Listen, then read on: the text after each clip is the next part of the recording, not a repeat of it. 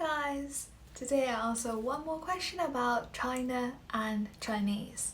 So why is Chinese so afraid of answering questions?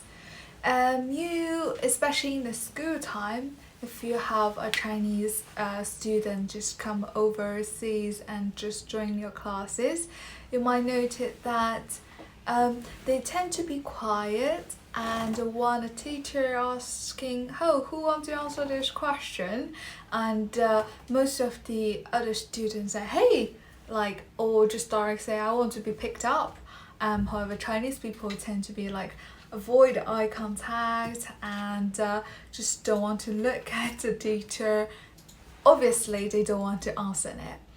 I think if that Chinese people is grow up from China, then that is common situation. It's because we've been taught that you have to answer the question right. So the teacher won't encourage you. For example, if you answer something close or not right, they'll say, no, you're not doing right. Why you answer it wrong? Are you not studying strong enough? Are you actually not pay that much attention to my classes? Basically, they will blame on him or her, and we're so afraid to be blamed by the teacher, and especially sometimes it can go extreme. The teacher get frustrating and keep answer you a lot more questions, and if you still getting something wrong, they will say, I need to investigate what actually you are doing in your outside of school time. Are you actually studying, or you just play around with your friends, not actually put efforts on your homework? So I need to call your parents and check. Then this is the most scary time for the students, honestly. I don't want my parents to know about it, otherwise they will blame on me again. I will have less freedom. I will be monetized to do on a homework and pay more time on the homework. So yeah, literally students don't want to be caught.